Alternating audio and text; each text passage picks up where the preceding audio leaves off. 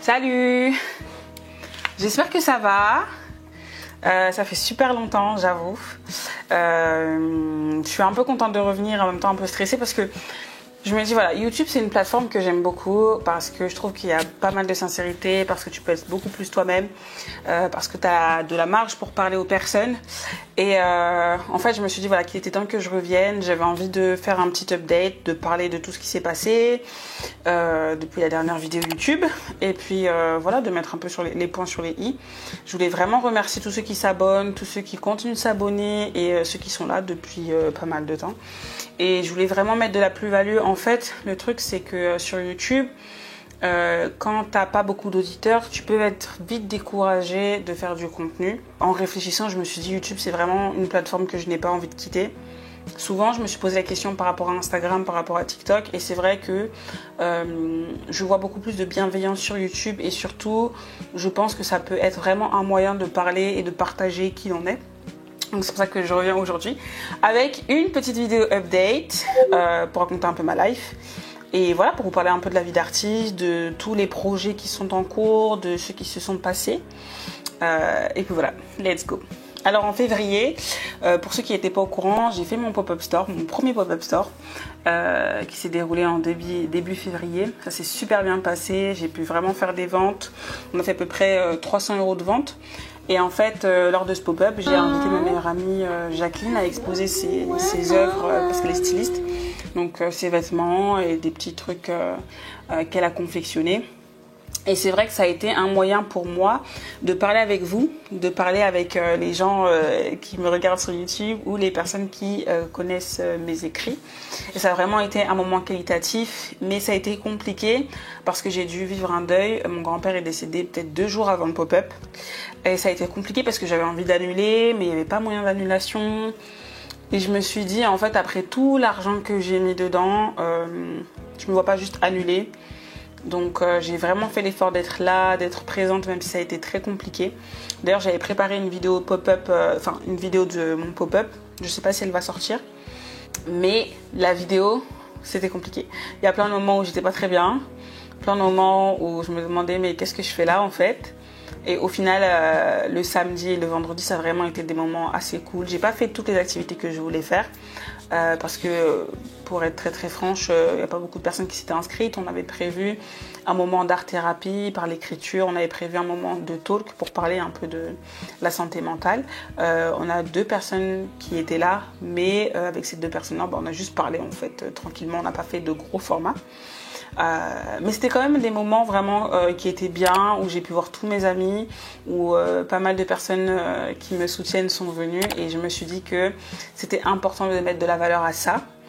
Maintenant, après le pop-up, j'ai eu totalement un moment de blocage où j'avais besoin de faire mon deuil, où j'avais besoin de passer du temps avec ma famille, de passer du temps avec mon compagnon, de passer du temps avec moi-même, pour vraiment me remettre dans le bain. Et je me suis rendu compte en fait que YouTube me manquait. Ce qui me manquait pas, c'était plus les réseaux sociaux, l'effet Instagram, l'effet je montre ma vie, tout va bien. Ça, j'appréciais pas trop. Mais le fait de partager mon quotidien, le fait de partager mon style de vie sur YouTube, ça me manquait un petit peu. Et je me suis dit vraiment que j'allais reprendre petit à petit et être surtout indulgente avec moi-même. Par rapport au projet d'écriture. Pour ceux qui ne savent pas, j'ai sorti un 2e livre qui s'appelle Madame de Bonchamp et la fille du tapissier. C'est une pièce de théâtre qui est géniale. Et en fait, par rapport à la promotion de mon livre, donc je fais la promotion de mon livre sur Instagram, je ne l'ai pas faite sur YouTube parce que je n'avais pas très envie. J'ai eu un peu de mal à faire la promotion de mon livre dans le sens où ce livre-là, cette pièce de théâtre, j'avais pour projet de la faire jouer. Le projet est toujours d'actualité.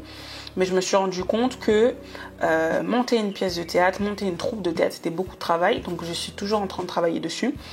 C'est vrai que ça m'a un peu découragée parce que je me suis dit, punaise, tu sors une pièce de théâtre, il faut directement faire la promotion de la troupe. Parce qu'une pièce de théâtre, c'est fait pour être lue, oui, mais c'est aussi fait pour être joué. Et c'est vrai que ça m'a découragée parce que je me suis dit, comment expliquer ? En fait, je me suis découragée parce que je me suis dit j'ai pas assez d'expérience, et c'est vrai que j'ai pas l'expérience encore pour l'instant de la mise en scène, même si j'en fais via ma boîte de production, et ça j'en parlerai aussi tout à l'heure. Je me suis dit il faut que je me calme, il faut que vraiment je mette point par point ma vie en ordre. D'abord, je commence à faire mon deuil parce que c'est super important. Mon grand-père, c'est une personne en fait qui a compté dans ma vie, qui a été vraiment ma figure paternelle. Et le fait, même si on savait qu'il était malade, le fait de son décès, ça a été très compliqué. J'ai eu des problèmes de famille aussi vraiment très intenses juste après le décès. Donc j'ai eu besoin en fait de mettre de la distance. Et quand je pensais à la pièce de théâtre, je me dis mais punaise, le travail qui est à faire est tellement gros que est-ce que je vais m'en sortir? Et je me suis dit, par rapport à la pièce de théâtre, par rapport à tout ce qui est promotion, etc., il faut vraiment que je fasse ça sur une période de 1 an, voire 2 ans, pour travailler sur la troupe de théâtre, pour travailler sur comment faire la promotion du livre. Le livre est sorti, j'ai pas eu beaucoup de ventes, mais je me suis dit, je me laisse ce temps de 1 an, même si le livre est sorti, pour parler de la pièce de théâtre, pour faire des vidéos dessus, pour faire des vidéos sur comment écrire une pièce, pour parler en fait de ce dont parle la pièce.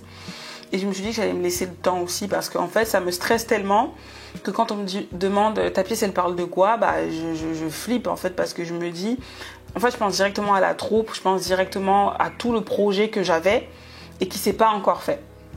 Et je pense avec du recul que j'ai besoin en fait d'avoir cette patience là avec moi et je nous encourage tous en tant qu'artistes à avoir cette patience sur les projets parce qu'on se met tellement la pression qu'à la fin en fait soit on fait rien, soit on fait tout bâcler. Et c'est ça en fait que je pense que j'ai fait, c'est que j'ai sorti la pièce de théâtre, j'ai commencé à faire la promotion, il s'est passé plein de choses dans ma vie, j'ai eu tous mes projets en fait d'un coup dans les mains comme ça et je me suis dit mais qu'est-ce que je fais avec tout ça en fait, j'arrive pas.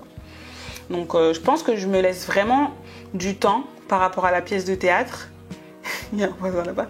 Je pense que je vais vraiment me laisser du temps par rapport à la pièce de théâtre, par rapport à la troupe, parce que j'ai vraiment envie de le faire.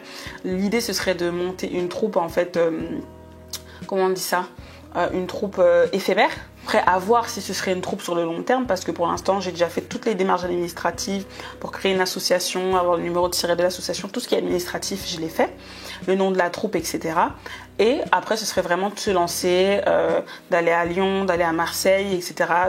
De même être sur Paris, dans les MJC, pour clairement jouer en fait avec des acteurs qui sont passionnés et qui veulent partager vraiment l'émotion, les émotions que j'ai pu transmettre en fait dans le livre. Donc voilà, je pense qu'il faut être indulgent un peu avec soi-même et prendre soin de sa santé mentale aussi, c'est le plus important. Je pense que c'est vraiment le plus important. On ne peut pas tout faire en 1 an. Troisièmement, j'ai lancé ma boîte de production qui s'appelle LSC Productions, donc Les Sonneurs de Cloche Production, qui est aussi en rapport avec la troupe de théâtre qui s'appelle Les Sonneurs de Cloche. Donc tout ce qui est administratif a été fait. Enfin, faut savoir que j'ai déjà mon numéro de siret parce que j'ai un statut d'artiste-auteur. Et en fait, cette boîte de production, il fallait que je switch, je sais pas comment expliquer. En fait, il fallait que je switch de artiste-auteur à artiste-auteur plus auto-entrepreneur. Parce que c'était plus des prestations de service. En tout cas, toutes les vidéos, les photos que j'allais faire qui étaient plus de la prestation de service et moins de la réalisation artistique, il fallait que je le fasse dans le domaine de l'auto-entrepreneur. Donc ça aussi, c'est des démarches qui sont longues et que je continue à faire parce que j'ai pas trop compris, je vous avoue. Il y a 3 jours, j'étais encore au téléphone avec l'URSSAF pour demander comment je fais, etc. Où est-ce que je déclare. Ma boîte de production, en fait, a pour but d'aider toutes les personnes qui ont besoin de contenu de qualité, que ce soit les acteurs, que ce soit les particuliers, que ce soit les entreprises, vraiment toutes les personnes qui ont besoin d'un contenu vidéo et plus particulièrement en photo. C'est de la prestation de service photo-vidéo, mais c'est juste que j'ai préféré en fait englober ces activités-là en photo et en vidéo dans la boîte de production. Parce qu'il faut savoir que voilà, moi j'ai toujours aimé faire énormément d'activités, mais c'était pas très organisé quoi. Je m'étais dit en fait il fallait vraiment que je me pose avec la boîte de production pour pouvoir faire du contenu pour les personnes et les particuliers, pour pouvoir me faire de l'argent et continuer en fait à exercer mes activités artistiques à côté. Parce que la réalité c'est que je faisais un peu de vidéo, un peu de photos, un peu de musique, un peu de peinture, mais rien qui me rapportait de l'argent en fait. Et je me suis rendu compte que j'avais vraiment besoin de délimiter toutes mes activités qui étaient artistiques pour faire de l'argent, artistique pour mon bien-être et mon plaisir, artistique juste comme ça. J'avais besoin de délimiter ça. Et surtout, je le raconterai dans une autre vidéo, mais moi j'ai arrêté le bac, j'ai arrêté les études après le bac. J'avais passé le concours de Sciences Po, j'avais commencé une double licence en droit et en sciences politiques. Ça m'a pas du tout plu. Je suis partie à l'étranger pendant 5 mois, j'ai vécu à Londres, dans la banlieue. Et en rentrant en France, je me suis dit, il faut que je fasse de l'art en fait. Il faut que je fasse du cinéma, il faut que je fasse de la vidéo, il faut que je fasse quelque chose vraiment qui me passionne, quelque chose où je peux exprimer mes émotions, quelque chose où je suis moi-même et pas des études, où je suis malheureuse, où je me sens seule, etc. Mais la réalité, c'est donc que j'ai bossé, du coup, depuis mes 15 ans, je bosse. Quand j'ai pas eu Sciences Po et que j'ai arrêté la fac, pareil, j'ai bossé. À l'étranger, j'ai bossé. Je suis revenue en France, j'ai bossé. Donc depuis, en fait, je fais que travailler. Et je me suis rendu compte que tout ce temps, c'était du temps que je donnais, en fait, à une entreprise, mais que je ne rentabilisais pas avec mes dons et les compétences que j'avais déjà. Donc c'est pour ça que c'était important pour moi de créer cette boîte de production afin de pouvoir créer de la richesse sur du long terme. Maintenant, pour être totalement sincère, je ne sais pas si cette boîte de production, je vais la garder pendant 20 ans, 30 ans. Je pense qu'aujourd'hui, c'est ce que j'ai envie de faire pour pouvoir me faire de l'argent, pour pouvoir faire des projets et pour pouvoir vraiment étaler ma créativité. Mais je pense que sur le long terme, j'aimerais faire quelque chose de plus gros, qui englobe la vidéo, la photo, la peinture et toutes les choses que j'aime faire en fait. Donc ça, c'est vraiment le but. Mais j'avais besoin de me stabiliser et c'est pour ça que j'ai mis la musique de côté. Parce que j'avais vraiment besoin de stabilité. J'arrivais pas à tout gérer et à comprendre quelles étaient les activités que je voulais faire pour me faire de l'argent en fait.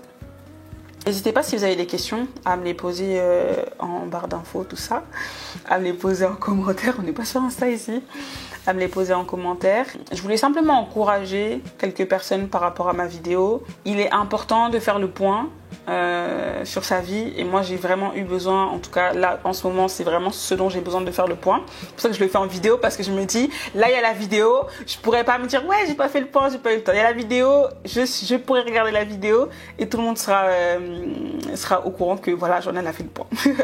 Donc je pense que c'est important de faire le point et de se dire voilà quelles ont été les faiblesses, quelles ont été les erreurs et qu'est-ce que je peux améliorer. Je pense que le côté de mon organisation par rapport à mes activités, c'était vraiment ça que j'avais besoin d'améliorer et le côté en fait savoir ce que je veux vraiment. C'est assez compliqué encore aujourd'hui parce que je veux tellement de choses mais à la fin je veux rien que c'est un travail que je fais au quotidien. Donc je voulais vraiment encourager quelqu'un. C'est normal de pas trop savoir ce que tu veux faire, c'est normal d'être un peu perdu, mais voilà, avance pas à pas, avance avec ce que tu sais déjà faire. Je me suis toujours dit ça avant de chercher 1 milliard de business, 1 milliard de choses à faire qui sont en dehors de tes compétences.